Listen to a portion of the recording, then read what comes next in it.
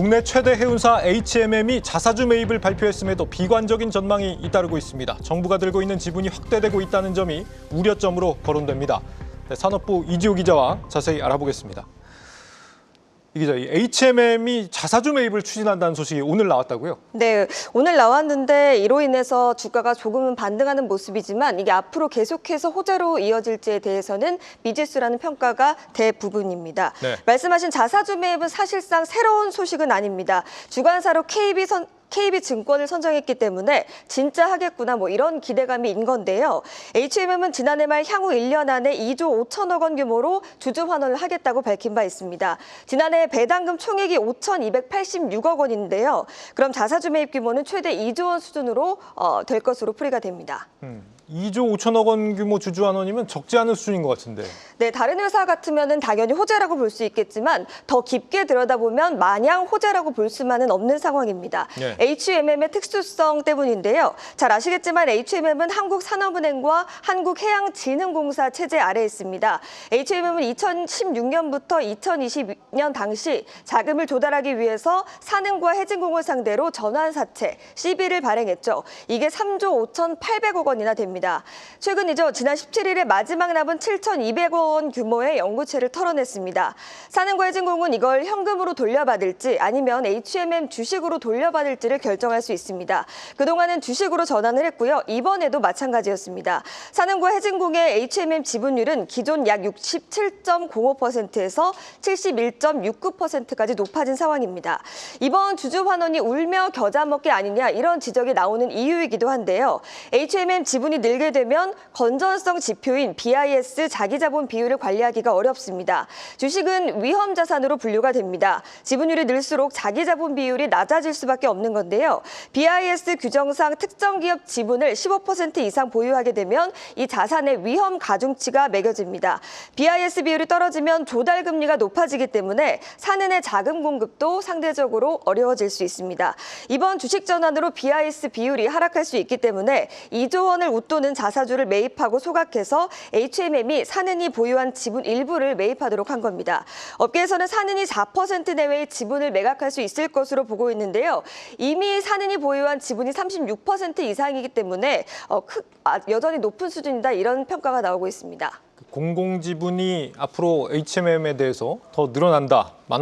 정부가 많이 가지고 있다라는 게 어떤 점에서 문제가 될 수 있는 거예요? 네, 일단 연구체에 대해서 주식 전환권을 행하게 되면은 그 규모만큼 신주가 발행이 됩니다. 네. 신주가 전량 산은이나 해진공 몫으로 돌아가기 때문에 자연스럽게 소액주주의 지분율은 희석될 수밖에 없습니다. 현재 HMM 소액주주 지분율은 23.14%입니다.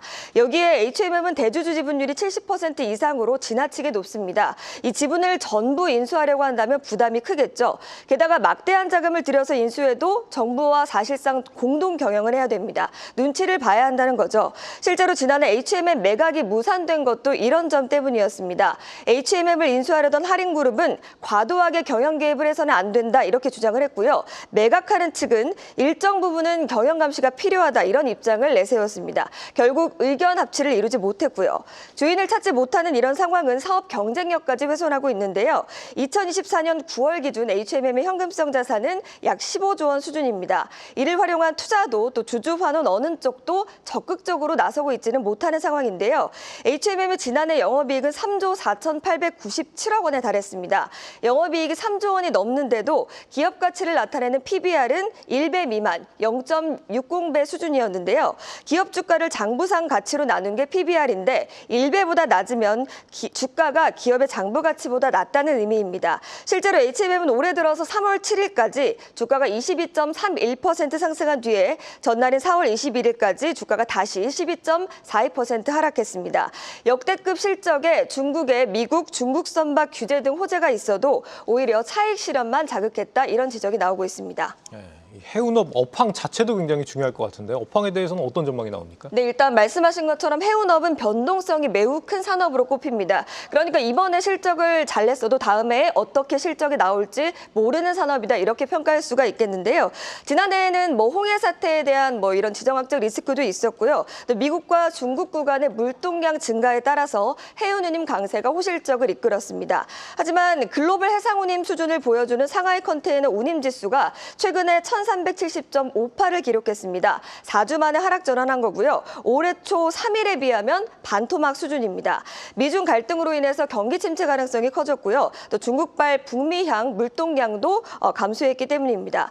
HMM에 곧 위기가 올 수 있다는 게 증권업계의 대다수 의견이었는데요. 당장 1분기부터가 문제라고 할 수 있겠습니다. FN가이드에 따르면 1분기 영업이익 컨센서스는 6,198억 원입니다. 지난해 3분기에 1조 4,614억 원, 이어서 4분기에는 1조 1억 원으로 모두 1조 원을 넘겼었는데 올해는 시작부터 급감할 수 있다, 이런 전망이 나오는 겁니다.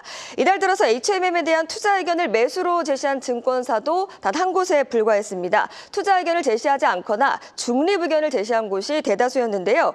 HMM은 해운업 변동성을 고려해서 사업 다각화를 추진하기로 했습니다. 신규 노선을 개발하거나 선박을 다각화하겠다, 이런 건데요. 전문가들은 산흥과 해진공이 지분을 완전히 정리하지 않는 이상 이런 노력도 결국에는 밑빠진 독에 물 붓기에 지나지 않을 것이다, 이런 지적을 하고 있습니다. 네, 산업부 이지호 기자와 알아봤습니다.